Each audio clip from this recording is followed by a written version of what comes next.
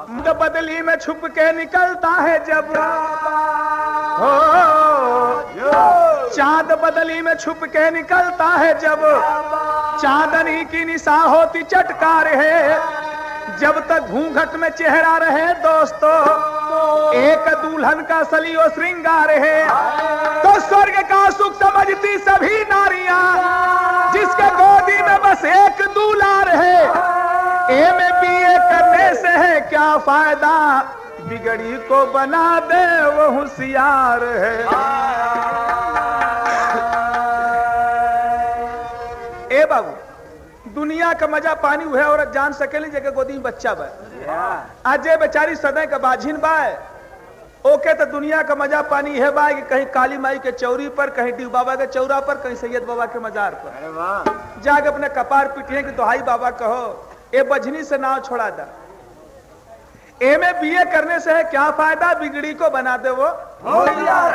MBA पास करने से क्या फायदा, घर का बिगड़ल काम एक महाबुड़बक आदमी बना दे तो कैसे होशियार चलाक के हो बाबू। तो एक धाबी का नार नबेली, निस दिन रहती सदा अकेली, बीता 7 बरस ना भइले एको। अच्छा हो अगर केहू धोबी हो तो क्षमा करी, ऐसे कोनो घाटा ना बा।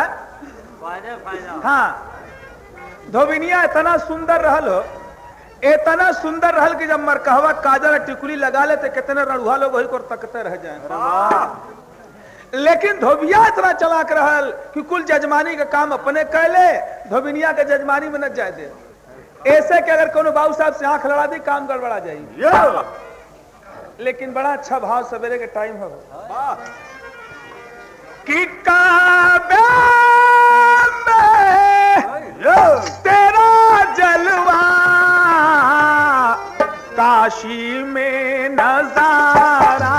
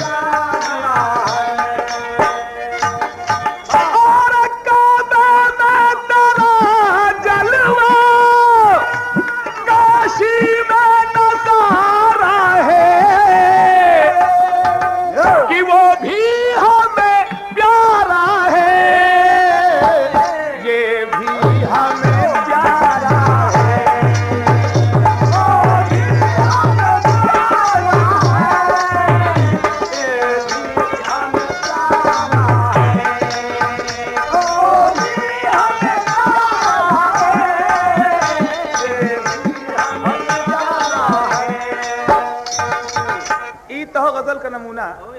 लेकिन भाव है कि छल को ना, अरे छल को ना रि मधुशाला, मजा पी कर पिलाने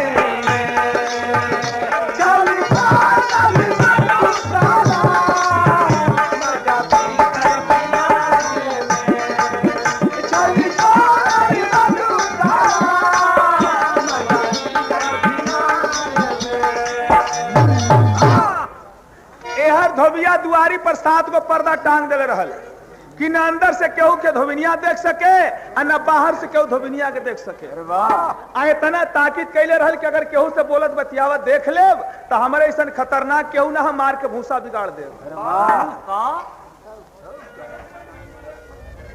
एक दिन का बात रहल कि नारद जी अपने बाबू ब्रह्मा जी से कहलन कि बाबू हम मृतलोक घूमल चाहत। ब्रह्मा जी कहलन के बचवा मृतलोक का हवा खराब है, घड़ी मत जा। नारद जी कहे बाबू चाहे कुछ हो लेकिन हम जाब जरूर। एक दिन नारद मुनि जय जयकार मनाए हैं, एक दिन नारद मुनि जय जयकार मनाए हैं, नारायण नारायण का सितारा बजाए हैं। मचल गई धोबिन घर में बैठी अकेली है, बुलाई नारद को तब घर में वो एकदम सवेरे के टाइम लेके बीड़ा सितार नारायण नारायण जब चल जातो धोबिनिया के द्वार पड़े। धोबिनिया तनी सी पर्दवा टार के देखल सोचलस कि 7 बरिस हो गई लक्को लइका उका ना हो। आई है बाबा जात हुअन इन्हीं के बोलाई काजनी खा के बबूत उठा के दे दे भगवान सुन ले। तनी सी पर्दवा टार के कहे हे बाबा। जब नारद बाबा मुड़ के देखलन जब ओकर मरकहवा काजर टिकुली तब तक इनकर मन 61 62 63 64 तक पहुंच गए। अब क्या आगे बढ़त हो बेचारा घूम पड़लन हेल गेलन धोबिनिया घर में। अब धोबिनिया अंदर से दरवाजा बंद करके आय अपन कपार उनके गोड़ पर पीटत हो दोहाई बाबा कहो दोहाई बाबा कहो ए बाबा 7 बरिस हो गई लक्का लइका ना हो था बाबा कम से कम बजनी से नाव छोड़ा दा ताकि दुनिया हंसे ना। ई बेचारा एक ढक के काजर टिकुली तो ताकत हो खाली मूड़ी हिलावे। धोबियो हर जजमानी से लादी लिया के दुआरी पर पटकते हो। अरे बाहर से धोबी बोला प्यारी खोला दरवाजा। अरे बड़ा गड़बड़ बा भीतर बाजेला कैसन बाजा।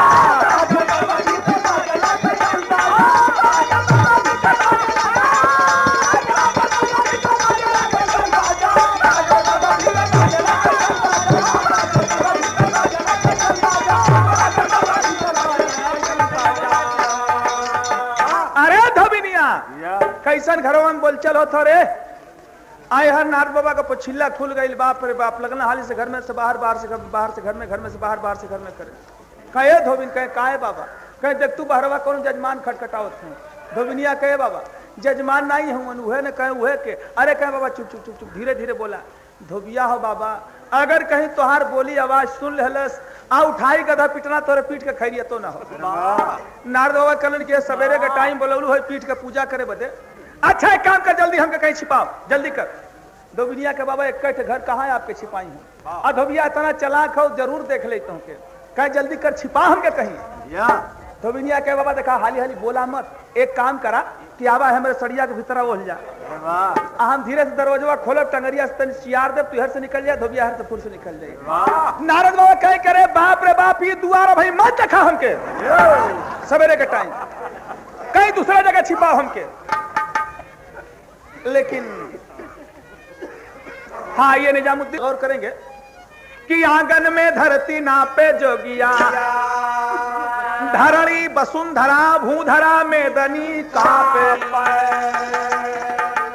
अच्छा यहाँ न का बंदिश कारीगरी के साथ न का बंदिश न से चालू न से बंद कि नौका डगमग बोली धोबिन।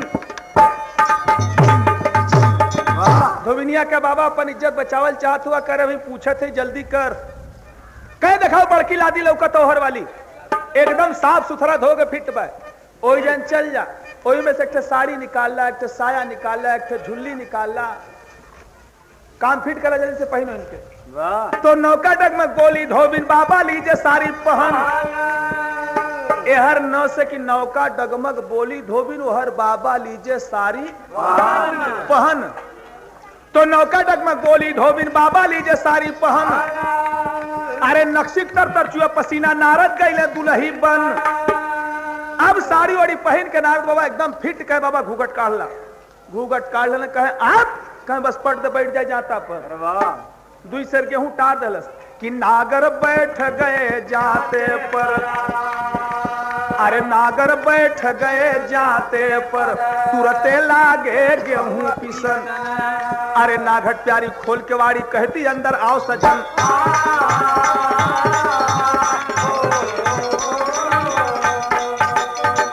बैठा धरस खूब अपना घूंघट काट के झूम झूम के पीस रहल हूँ। धोबिनिया दरवाजा खोल दिले जब धोबिया अंदर आई जब देखलस तो कहे कि बाप रे बाप। अरे धोबिनिया हलिया हलिया का हो तो देख के दुलहिया तब कहेला सिपहिया कैसन रखलू दुलही छिपाया। अरे धोबिनिया बड़ा कचाका माल कहां से फंसा ली रे। धोबिनिया के ना जानत हुआ कले हम जानी तो से पूछी तो कहेले धोबिनिया मोर छोटकी बहिनिया ससुरे से आईली कोहाया। कहे रही हमार छोटकी बहिनिया न हो कहे करे कैसे आ गई रे कहे कुछ पूछा मत। एक ससुररिया वाला तना खतरनाक हुआ इतना खतरनाक हूं कि बेचारी के मार मार के सब निकाल दे। रास्ते में हमारे घर पड़ल बेचारी आके रह गई। धोबिया कहेगी तब तय कौन खतरनाक से कम है। बेचारी ससुराल से मार खा के तय बैठा दे जाता पीछे बदे। धोबिनिया कहे का करे तोहरो आदत तक खराबे न हो, जहाँ चिराग में बत्ती लगला सांझ हो जाला तो तुमके 4 कवर चाही खाए के, हम अकेले ही पीसत रही बेचारी के देख ना गए बैठ गए। कहा अच्छा तब कोनो बात ना हो। देख भी रे धोबिनिया आज हमें तना जजमानी घुमली है, तना जजमानी घुमली जहां बा कि कुछ ताव का असर हो गई, कुछ घाम लग गई हमके। कहता कह देख भी जना तक पियासन हल्किया फाट जाए चाहत तनी जाती एक बाल्टी पानी ताजा खिंचले होती तनी हल्लक कर करी। धोबिनिया बाल्टी डोरी उठौलस गई यार पर पानी खींचे आय हर धोबिया अकेले मौका पोलो सड़ोइनिया से लगल रहावे। कहे ए सड़ोई तनी धीरे धीरे पीसा और धीरे धीरे सड़ोई ने डोलावा चकरिया की जियरा हमार डर जाए।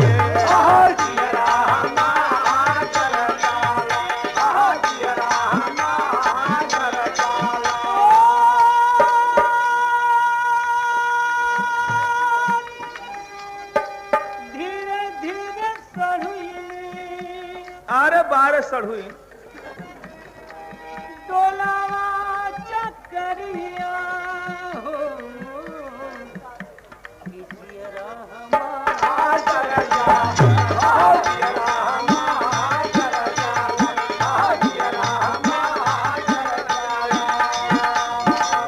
अरे ससुरारी देखी तरसे मोरा मनवा, अरे बड़ा अच्छा चली आईली हमारे भवनवा। अच्छा कलू सड़हुई चली अलू। अरे जब हम तोरे घरे जाते माने अपने ससुराल हम जाई तो तोहके देखी तो हमार मन अजब किस्म का पितरात रहा, लेकिन वो हम कुछ बोल ना पाओ से कुछ भीड़ भाड़ रहे। बड़ा अच्छा कलू चली अलू। ई तो जनते बाटू की धन दौलत काफी बा। अरे खाए वाला दूसर रही के गई हो, एक तोहर बहिन बा एक हम बाटी। अगर तोहू रह जाइबो तो कोनो फर्क ना पड़ी, जब तोरे ससुराल मरते पीटत हो तो तोहू रह जाई जन। नारद बाबा और झोर के पीसत होन के ठीक कहत बाटे धीचो तब ताकि हम फंसी गई है। अरे सुन के नारद के ना आवे ले बतिया, अरे वो हवर धोबिनिया के धड़कल छतिया। और धोबिनियो हाली हाली पानी खींचत तो के हे राम अगर कहीं धोबिया पोल पानी जान जाई तो हमार जो मरम्मत करी करबे करी बुढ़वा का ढेर मरम्मत कर दे। सड़क से पानी खींच के आ गई। धोबिया कहे कि धान तरीका धोबिनिया कुल काम में चौपट कर धल। अरे भाई तुम सड़वैनिया से खैर सलाह पूछते रतिया वाली बतिया तो बाकी हो कि लही कि ना लही। सोचलस कि रहा एक चोटी और लहाई तो कैसे लहावे धोबिनिया से कहे हो तर्जवा हुए बा और जाठा बाई सखरा की अरे तड़पी भूभूरिया जवन वाली हले अब ठाढ़ी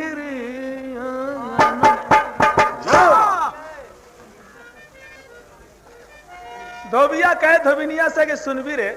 अरे धोबिया कहे ना मोरा अरे बथेला कपरवा दुअरवा आवा अब गोरी रे लचकवा दुअरवा आवा।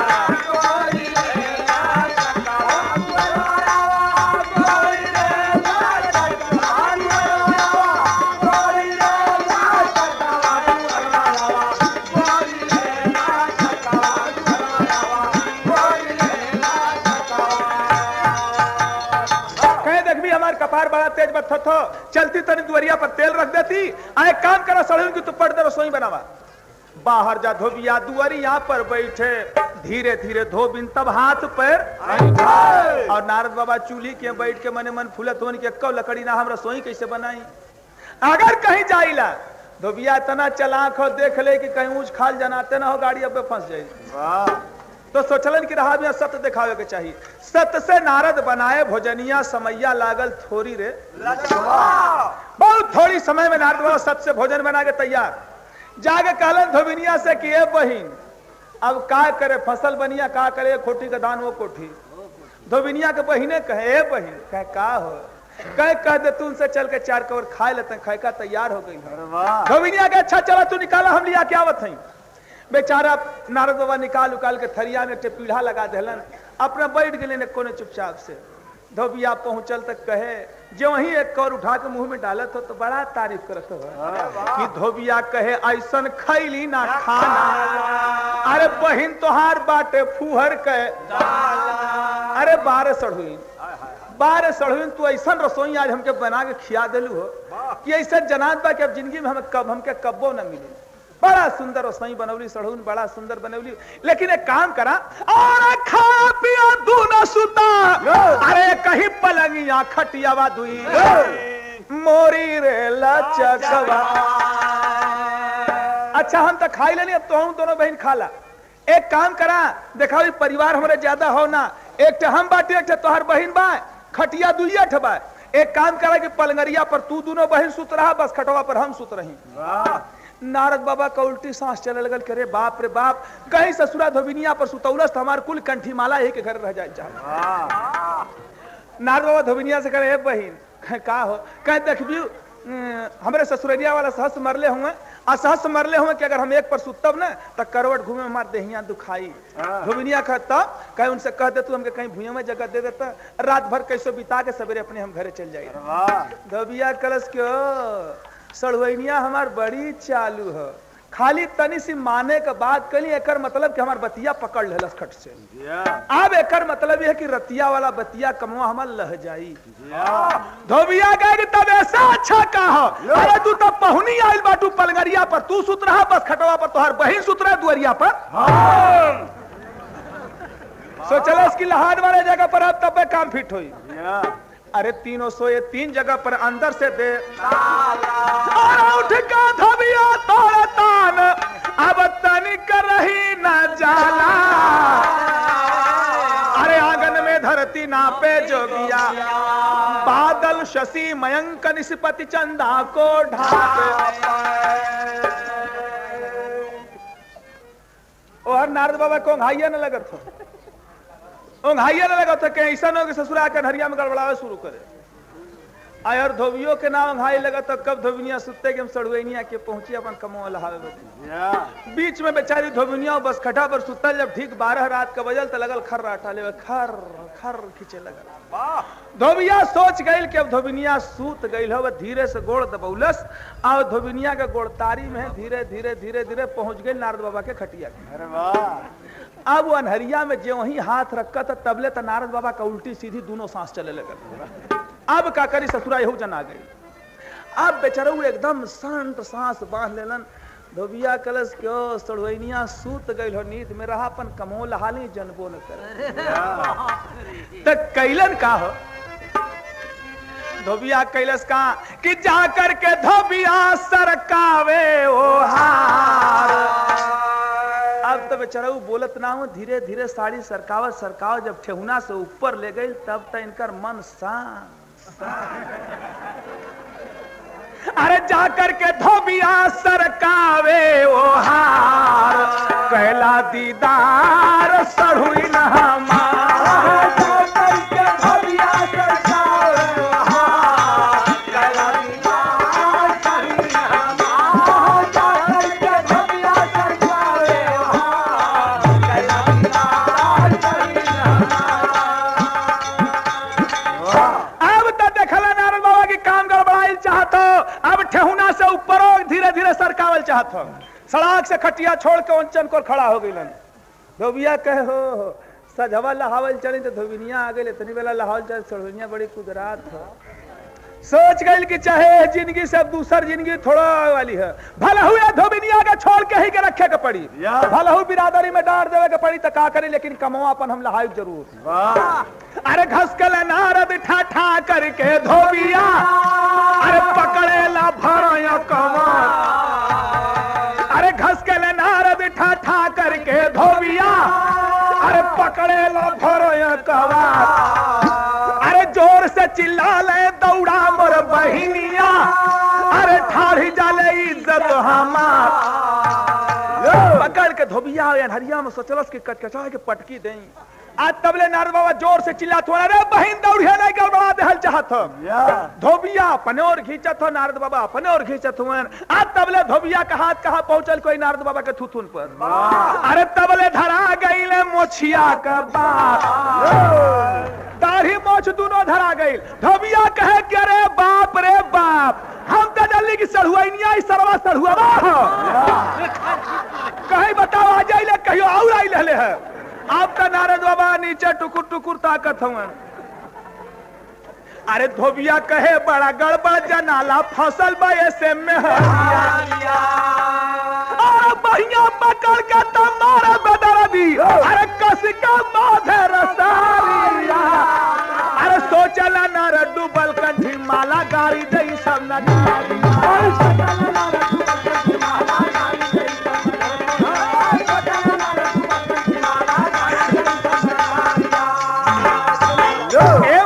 तर्जमा उबा है। इस सन 84 में निकलल हो नया नया, जबकि देवरिया फाग निकलल रहल कि चोटी पर चोटी फिरंगी का तार रेशम के चोली में गड़बड़ ओके मत बताओ। तो ही का डुप्लीकेट एक सन 84 में निकलल। एक भौजाई अपने ननद से पूछा तो कि बहनी तू ससुरार गईलू, ससुरार से अबो कैलू, कैसे कैसे बीतल, का मिलल। तो ननदी ससुररियों को बताओ था, नैहरों को बताओ था। अरे वाह। ए भौजी सुना ससुररिया में जो मिलल तौनो, नैहरों में मिलल तौनो। हाँ अरे कुंडा मिलल दौरा मिलल, अरे कुंडा मिलल दौरा मिलल, अरे सोहागवा मिलल ये भौजी, अरे रतिया से जरिया पे नींदो न आवे, मऊगवा मिलल ये भौजी।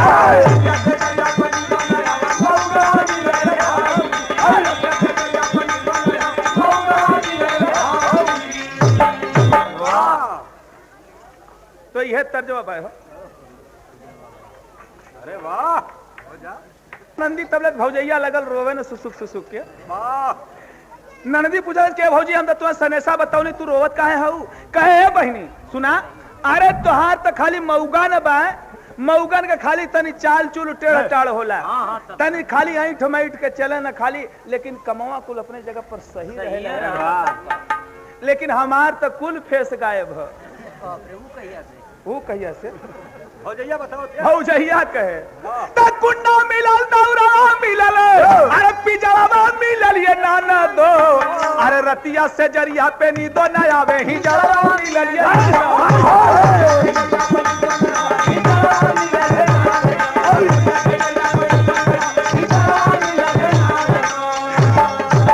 अरे नारद कहे बागल बजलाला, अरे फसल में से मेहरिया, अरे बहिया पकड़ के तम मारे पे दर्दी, कस के बांधे नारद बाबा का दोनों मुसुक बांध के एक कोठरी में ठेल धलस धोबिया। तो अरे नारद के बंद करे कोठरी में, नारी का तोड़े पजरिया, तेवे गड़ासा काटो बाजी के परचल बई हो। आज सोचे ल नारद बचावा है भोला डूबल मोर, अब लगल गड़ासा टेवे। नारद बाबा तनी से केवड़िया के फफरो अभल ताकत रहलन, देखलन कहे रे बाप सही बाबू कहतलन कि मृत लोग का हवा खराब हो।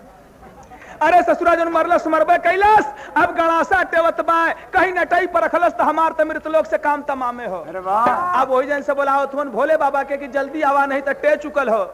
अरे तेरे सुना तब बम भोला तब आवे, जाके भुड़कावे केवड़िया,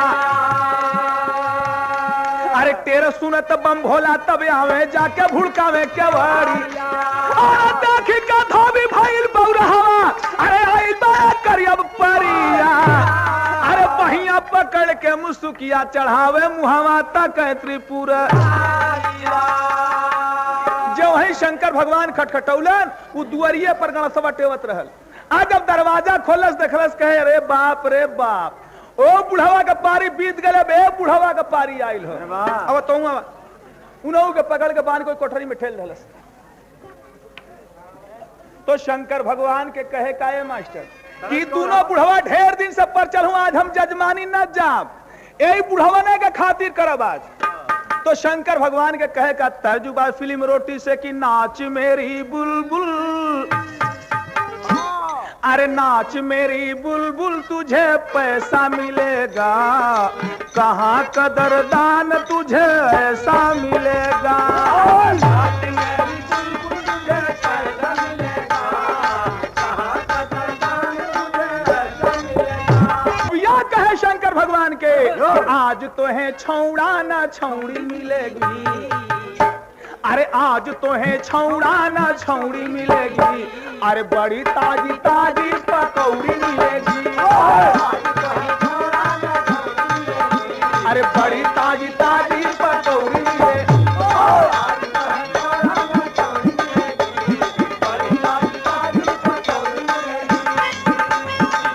अरे लरला लरला, अरे नारद लाचार हैं, अरे विष्णु तैयार हैं, अरे खोले किवाड़ जब, अरे धोबिया पकड़ा। अब सोचलन कि शंकर भगवान के बोलाऊं नहीं के पकड़ के ठेल दिला, सबके के बोलाई तो ही में से बोला तो विष्णु भगवान के, अरे कहे जल्दी आवा, नहीं काम गड़बड़ाई ले चाहत हो। जब विष्णु भगवान पहुंचे तब ले इनहू के पकड़ के कोठरी में ठेल दिला। अरे वाह, अब नारद बाबा लाचार पा गए, लेकिन बड़ा बेजोड़ तर जा गए मास्टर। वाह वाह, अब सुन ले हला लोग, मैं कानम से बक्सर से लेके एहर मिर्जापुर आज चल गए एकदम बनारस गाजीपुर कुल समाप्त कर दे। एक को तर्जवे न बाकी रह गई, टोवेला की ना टोवे आवेला की ना, बहिन बेचेला की ना बेचे आवेला की ना, खत के कुछ आज मारेगा, कुछ काल मारेगा, कुछ दिया देवारी के बाद मारेगा। तो बुढ़िया ने कही था ना लगत कि हम का कहते की कहते, अपना लगोले ने मारेगा मारूंगू मारेगी, तब ले नवहिया डांटती हैं। तो नवहिया वह शुरू करी हैं कि बहन बेचेला कि ना बेचे आवे, तो नवहियन से तनी छोट रहेली, वो अपना पट दे नवहियन के डांट देंगे, अरे तुम सब क्या गाती हो, यहाँ जितने बाराती आए हुए हैं यही समझेंगे कि यहाँ की लड़कियां सब जाहिल हैं, पढ़ी लिखी नहीं हैं, तो तुम लोग शांत रहो। तो वो पढ़ल लिखल गावे शुरू करी हैं कि मोती झल के, वो नाम ले लेके गाँव बाबू यहाँ नाम के कर बाय, तू नाम ले लेके गई है कि मोती झल के, अरे मोती झल के लाली बखरिया में, मोती झल के, मोती झल के लाली बखरिया में, मोती झल के, मोती झल के लाली बखरिया में, मोती झल के। तो अपने भाषा में क्या बोलाई, देर समझ नारद बाबा ब्रह्मा का किए पुकार, अरे चट ब्रह्माया करके बाबू भुड़कावन लगे। धोबिया जो गड़ा टेके खड़ा करे था, आप तबले हर ब्रह्मा जी आके दरवाजा खटखटावत हुए। धोबिया जब दरवाजा खोलस देखलस, कहे कि बाप रे बाप, जनात बाई के बुढ़वन का स्कूल हमारे घरे खुलल, उन्हों के पकड़ के में ठेल देलस। तो कहे का कि हर कल माने जाला लेकिन पर कल नहीं माने, अरे हर कल माने जबिया चटमुसु का चढ़ाया, अरे चारों देवा भैले जब एक कोठरी में, अरे नारद जी का हालत देख गईले कठुआ। ब्रह्मा जी पूछे काय बचवा, नारद कहे काहे बाबू का हाल चाल ठीक हो ना, कहे पुल ठीक हो बाबू, लेकिन पिठिया बड़ी तेज बत्थत हो। कहे मना ने कहली कि मत जा, बाढ़ बाढ़ गए न हाथ पग हो ले गए, अपने तजबे कैले हमनों को फंसौलिया ही में। लेकिन धोबिया कैलस का कि बाहर से तलवा लगाए दिया धोबिया, अरे बाहर से तलवा लगाए दिया धोबिया, अरे मटिया का तेल छिड़क दिया गरमा। तो चले धोबिया की एक ठे रहत तक कैसो चाप चुप के मुआई घड़ी थी, चार ठे वो लपट जी हमें की मुआ दी, बाहर से सिकड़ी बंद करके आप कोठरी भर मट्टी का तेल छिड़क दहलस कि न रही बांस न बजी बांसुरी रही है बुढ़वा ने फिर धोबिनिया की आई है। अरे बाहर से तलवा लगाया दिया धोबिया, अरे मटिया का तेल छिड़क दिया गरमा, अरे सिकड़ी चढ़ा के फूक देला घरवा के, अरे चारों देवयगिया में गईले हो घेरा। सिकड़ी बंद करके तेल छिड़क के फूक देलस। अब घर भरे लगल, चारों देवता लोग में अपना छटपटात हो, हाहाकार मच गया। तो आद शक्ति प्रकट भैली बाबू ते ही छन, अरे आद शक्ति प्रकट के बाहरवा निकाल, शक्ति आती है आग को शांत करती है, चारों जनी के बाहर निकलनी, कहें देखा वैसन काम करिहा नारद जी, वैसन काम मत करिहा। तो गुरु बिहारी गुरु गणेश बच गईले धर्म रसीला। अरे कवि केशव कहे कवि चंद्रिका उपवन से उपवन खीला हो। अरे आंगन में धरती ना पे जोगिया, अरे दुखंती मुस्तफा पे कृपा की जया पे, आंगन में धरती ना पे जोगिया।